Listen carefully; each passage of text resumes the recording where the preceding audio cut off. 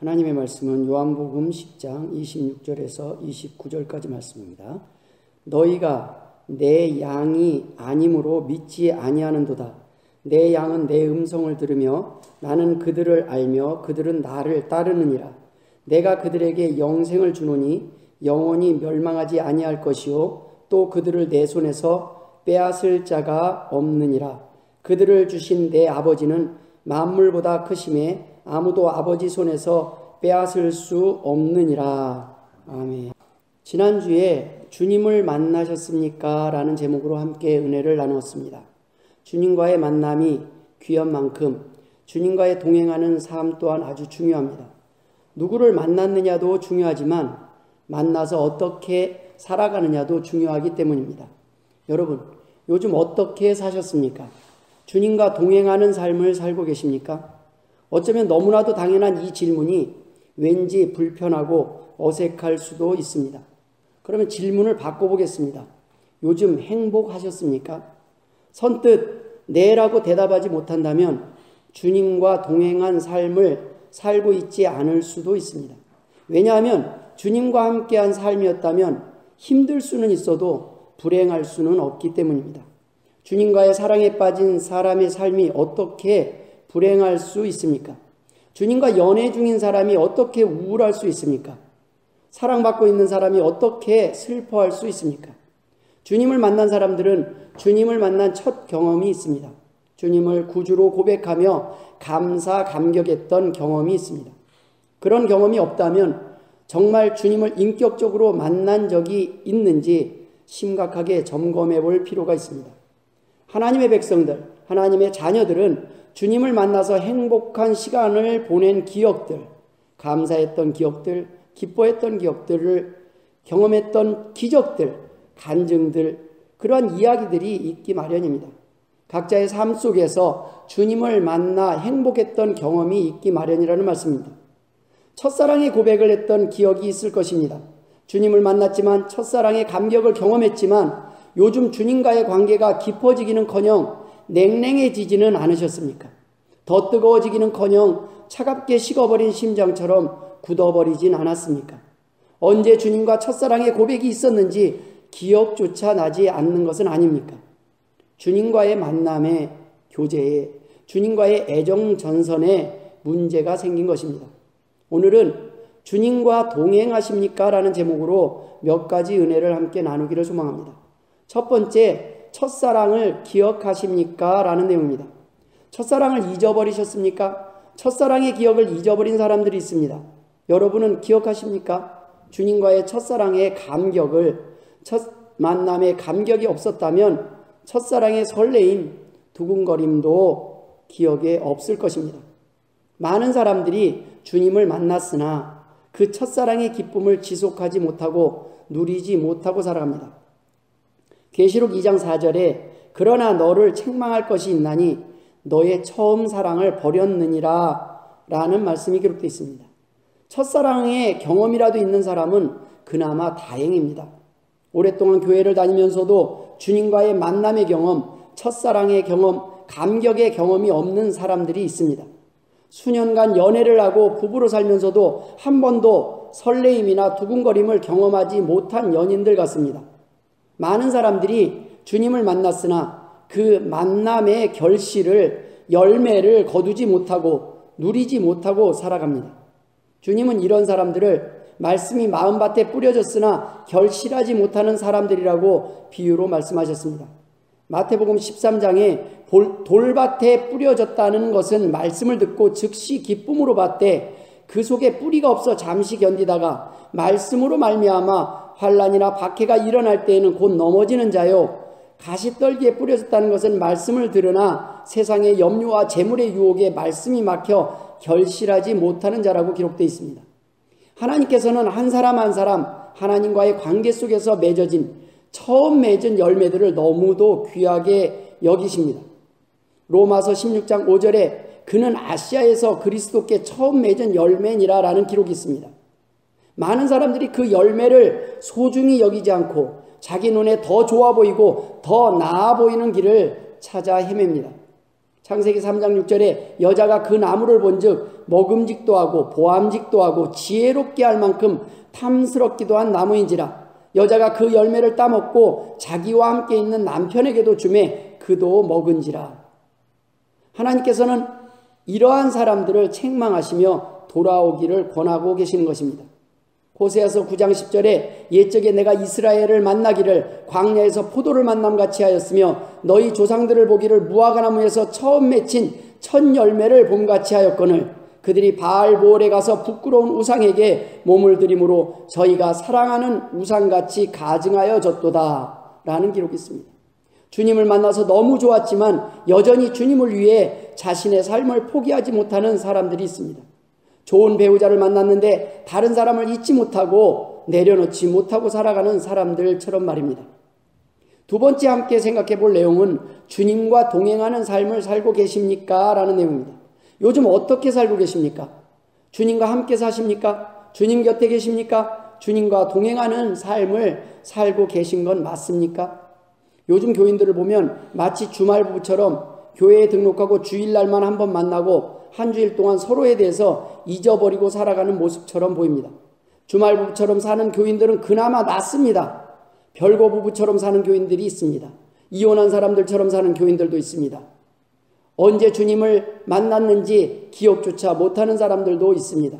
아담과 하와처럼 허락하신 열매를 두고 자신이 원하는 열매, 탐욕의 열매를 선택하고 주님을 만났으나 결국 주님을 떠난 사람들도 있습니다.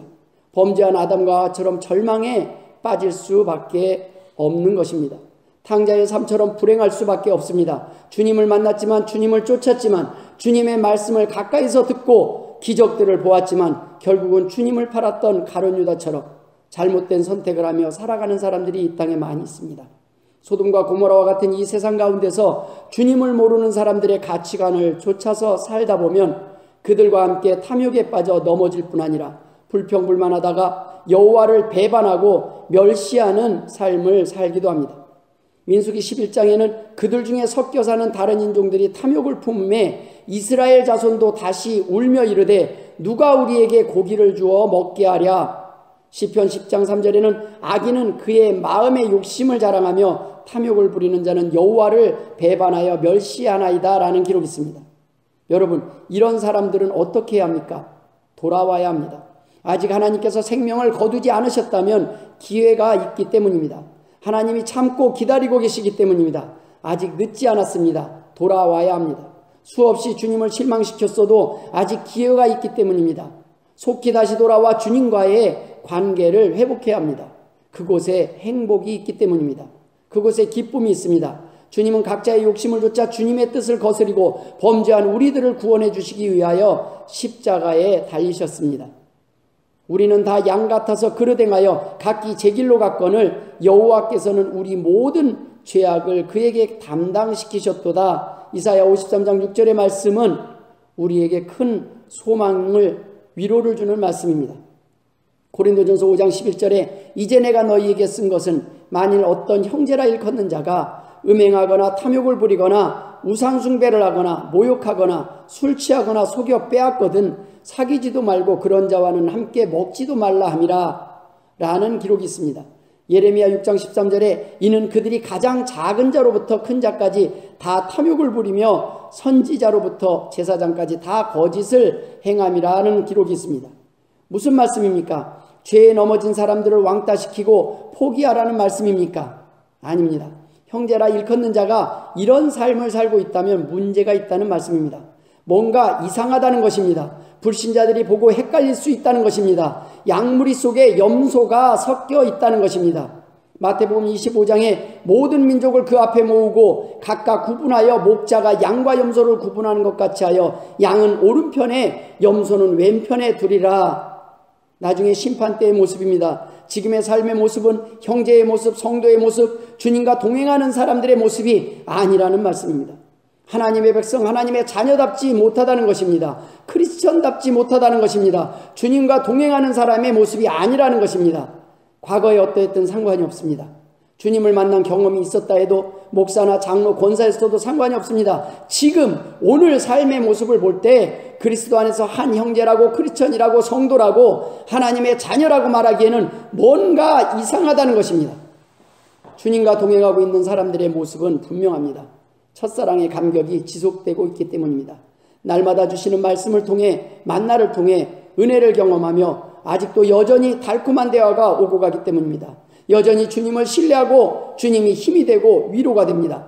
하지만 주님을 떠난 자녀들에게는 언제부터인가 참된 위로와 평안이 사라졌습니다. 충분히 가질 만큼 가진 것 같고 누릴 만큼 누리는 것 같은데 여전히 부족하고 여전히 외롭고 우울하고 답답하고 불안합니다. 미워하고 분노하고 속상하며 어둡고 슬픕니다. 왜 그럴까요? 주님과 동행하는 삶을 살고 있지 않기 때문입니다. 주님을 멀리 떠났기 때문입니다. 원래 있어야 할 제자리가 아니기 때문입니다. 주님은 우리가 원래 있어야 할 제자리에 있는지 오늘 묻고 계시는 것입니다. 하나님의 백성답게, 하나님의 자녀답게 제대로 잘 살고 있는지 묻고 계시는 것입니다. 세 번째, 지금 어디에 계십니까? 라는 내용입니다.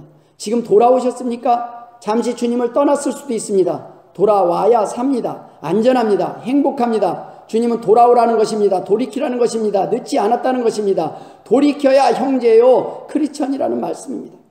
주님이 오신 이유가 성탄절의 의미가 용서를 통한 구원과 회복에 있습니다. 이 회복에 관한 소식이 바로 기쁜 소식인 것입니다. 자녀가 부모 곁을 떠나면 불안해하듯이 원래의 자리를 떠난 하나님의 자녀들은 불안해해야 정상입니다. 원래 자리로 돌아와야 합니다. 주님을 만난 경험이 있는 크리스천도 때때로 넘어질 수 있습니다.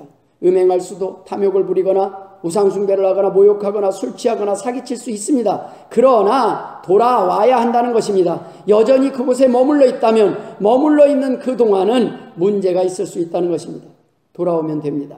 돌아와야 합니다. 돌아와야 자녀라는 것입니다. 돌이켜야 자녀라는 것입니다. 하나님의 자녀의 특징은 죄 안 짓고 넘어지지 않았던 사람들이 아닙니다. 돌이킨 사람들입니다. 돌아온 사람들입니다.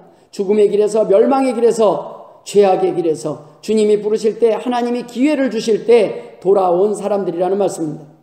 죽을 병에 걸렸어도 하나님을 원망할 때가 아니라 아직 생명을 거두어 가시지 않고 살아있다면 기회를 주시고 계신 것입니다. 아직까지도 돌이킬 기회를 주신 하나님께 우리는 감사하고 돌아와야 한다는 말씀입니다.